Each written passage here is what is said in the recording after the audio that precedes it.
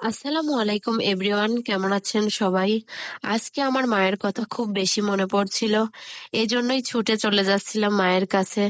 কারণ এই পৃথিবীতে সব থেকে বেশি ভালোবাসে মা তার সন্তানকে। একদম নিঃস্বার্থভাবে ভালোবাসে, কোনো স্বার্থ ছাড়া। মায়ের সাথে হাজার অন্যায় করেছি, কত বকাবকি করেছি, অন্যায়ভাবে অনেক কথাই বলেছি। কই আমার মা তো কখনো আমার সঙ্গে কথা বলাও বন্ধ করেনি, আমাকে তো বাড়ি থেকে বেরও করে দেয়নি।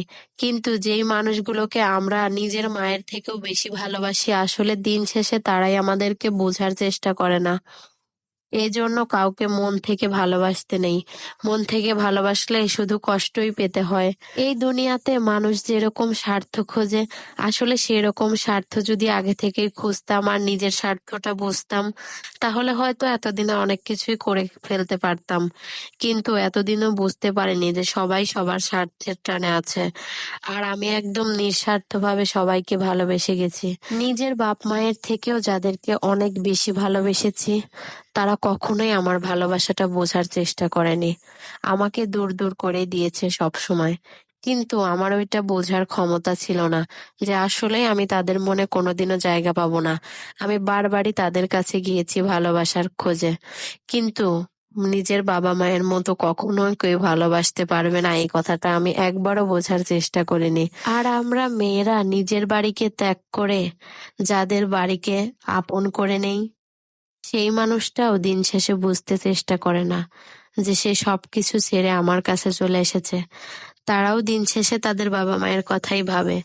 কিন্তু নারী কখনো নিজের বাবা মায়ের কথা ভেবে বাবা মায়ের সাথে থাকতে পারে না।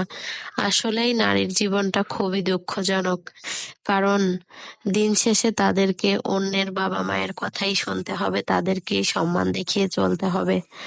বাবা মায়ের সাথে ইচ্ছা থাকলেও থাকার একটু সুযোগ হবে না। আমি যেই কথাগুলো বললাম, এটা আমার জীবন থেকে শিক্ষা পাওয়া। আর আমার বাবার ভাঙাচোরা একটা ঘর আছে, সেই ঘরে আমি যে পরিমাণ সম্মান, ভালোবাসা, আদর যত্ন পেয়েছি, এরকম ভালোবাসা আমার জীবনে আমি কোথাও পাইনি, আর পাবও না। দিন শেষে আমার বাবার ওই ভাঙা বাড়িটাই আমার কাছে ছিল সব থেকে সম্মানজনক আর প্রিয় জায়গা।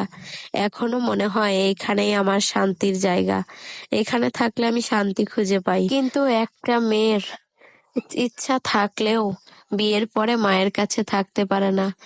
কারণ মেয়েদের নিজেদের বলতে কিছুই নেই। বিয়ের আগে মায়েদের বাড়ি, বিয়ের পরে স্বামীর বাড়ি, আর স্বামী মারা গেলে তারপরে ছেলের বাড়ি।